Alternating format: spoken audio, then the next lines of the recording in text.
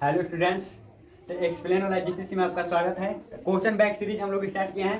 जैसे question bank 2011 किए, 12 के किए, 13 के किए। अब क्वेश्चन बैंक 2014 का मैथ का सीरीज लेकर आए हैं।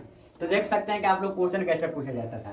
तो क्वेश्चन में दिया है, यदि अल्फा और बीटा द्विघात बहुपद इतना का मूल है, 1/अल्फा प्लस 1/बीटा का मान ज्ञात कीजिए। बहुत इजीली आप लोग ज्ञात कर सकते हैं।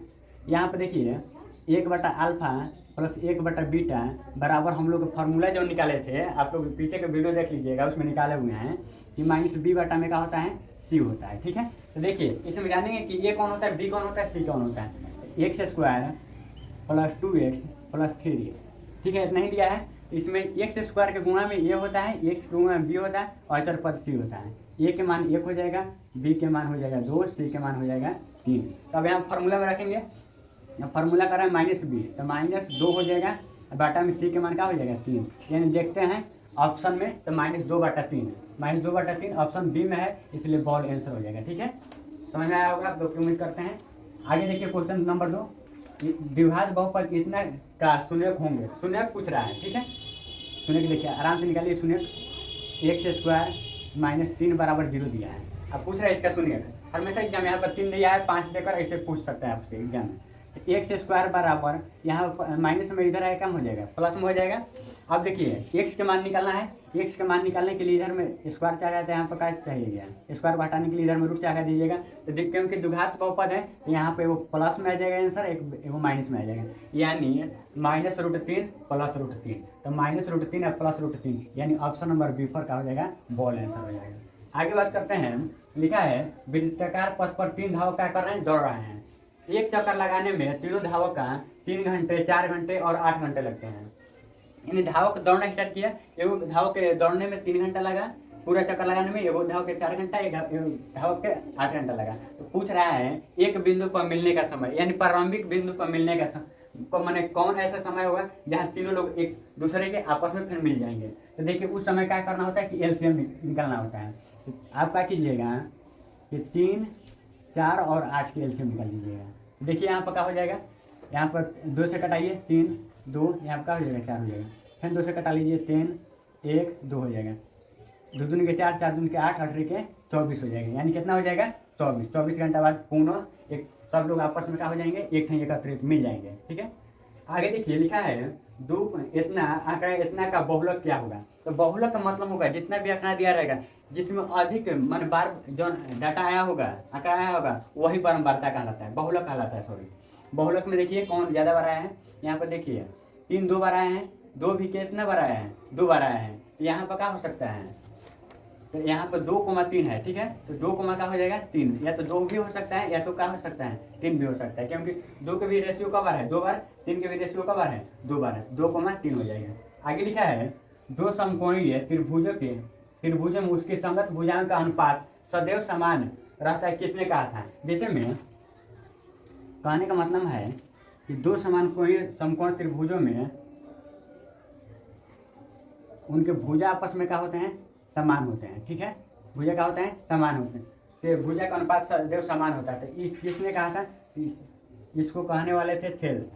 जैसे में ABC या PQR है, AB बटा में क्या हो जाएगा PQ, BC बटा में क्या हो जाएगा QR हो जाएगा, AC बटा में PR हो जाएगा। इसको समान अनुपात में बांटने काम किए थे थेल्स पर में से। ठीक है, आगे देखिए, पर बिंदु इतना और इतना को मिलाने वाली रेखाओं का मध्य बिंदु का अनुपात, मध्य बिंदु का अनुपात बराबर होता है, मध्य बिंदु का नियामक बराबर, मध्य बिंदु का नियामक बराबर x1 प्लस x2 बटा में 2 और y1 प्लस y2 बटा में 2 होता है। इजीली एकदम आराम से समझा रहे हैं आप ऑप्शन से भाई, x1 y1 x2 y2, x1 y1 x2 y2, यानी x1 है x2 है, दोनों को जोड़ के 2 से डिवाइड करना होता है। तो 6 4 कितना हुआ 10, 10 से 2 डिवाइड कीजिएगा 5 आ जाएगा। y1 y2 5 5 10, उसको डिवाइड कीजिएगा 5 आ जाएगा। यानी option number B for ball हो जाएगा, यानी 5,5। इस फार्मूला पर आप लोग याद कर सकते हैं। आगे देखिए क्या लिखा है, यदि किसी वृत्त की त्रिज्या आधी कर दी जाए, पहले क्या था r था, अब उसका त्रिज्या क्या कर दी जाए, आधी कर दी जाए। देखिए पुराना वृत्त पुराना वृत्त की त्रिज्या, पुराना वृत्त की त्रिज्या क्या हो जाएगा, आर है। अब नया वृत्त की त्रिज्या की बात करेंगे, नया क्या हो जाएगा, r/2।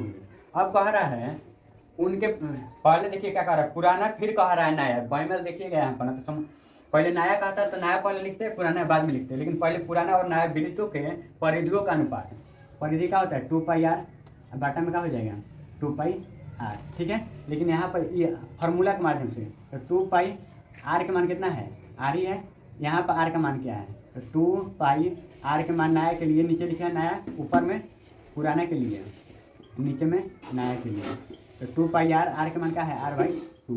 पाई 2π से 2π कट गया, r हाई देखिए अब भागा में है, भागा में अगर गुणा में बदलेगा तो 2 ऊपर r नीचे हो जाएगा, कट जाएगा, यानी बटन क्या है 1, तो 2 अनुपात क्या हो जाएगा 1।